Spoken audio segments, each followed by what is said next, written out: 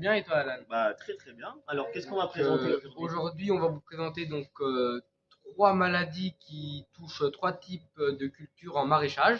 Ouais, donc premier parasite, ce qui est, on va dire, à plus de 50% de toute la serre, Tout à fait. et une maladie qui est assez Commune commune, dans voilà, tous les jardins, en fin de compte, et assez hein. embêtante, c'est l'oïdium. On Tout va à en fait. parler tout de suite.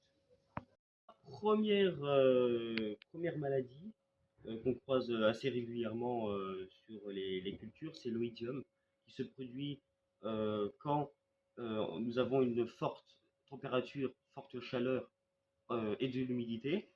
Donc en fait, c'est un champignon qui vient carrément se mettre sur la feuille, qui vient complètement, bah, toutes les cellules de la feuille sont attaquées, hein. C'est un champignon qui va assez rapidement. Et donc après, vous pouvez comment faire un traitement sur ce champignon. Vous pouvez mettre du soufre mouillé. Apparemment, ça marche pas mal, hein, je l'ai encore jamais fait. Bon, voilà, on est en fin de culture, hein, on est au mois de septembre, les courgettes, ça commence tranquillement à s'estomper.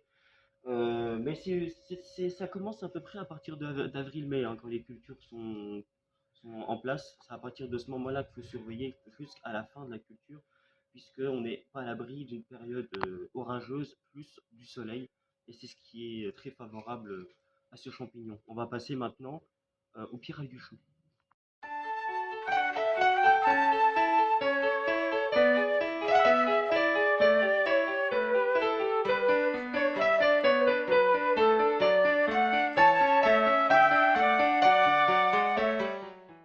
Hein. Donc la deuxième maladie qu'on va vous présenter, donc ça s'appelle la pyrale du chou. C'est une maladie parasitoïde qui arrive grâce à des papillons qui viennent pondre leurs œufs dans les feuilles de chou. Donc lorsque les papillons viennent pondre, il y a un certain temps pour que comment dirais-je, les chenilles se développent. Et lorsqu'elles se développent, elles viennent manger les feuilles du chou. Donc c'est là le problème en fin de compte parce que ça détruit totalement une culture, ça peut la ravager en quelques jours, hein.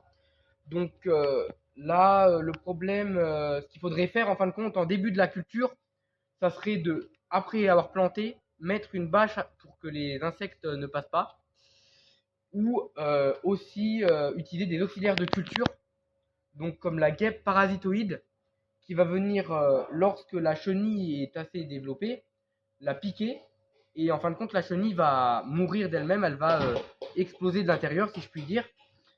Donc voilà. Ensuite, donc là, nous avons un bel exemple de pied de chou qui a été totalement. Là, voilà, il est. Là, on peut plus rien en faire. Donc là, voilà, la culture est complètement morte. Et ici, nous avons donc un bel exemple de la chenille qui est en train de manger les feuilles. Donc voilà. Donc là, en fin de compte, la guêpe parasitoïde, elle va venir piquer cette chenille et puis elle va mourir donc sur le pied.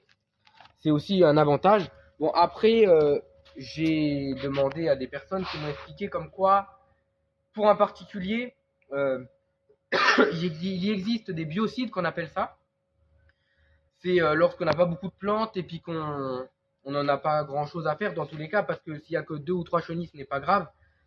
Et ben en fin de compte, ça va venir, il faudra traiter souvent, mais ça va venir à bout du problème. Pour les professionnels, ils utilisent plus du pesticide. Donc c'est voilà quelque chose qui va venir vraiment tuer une bonne fois pour toutes le problème.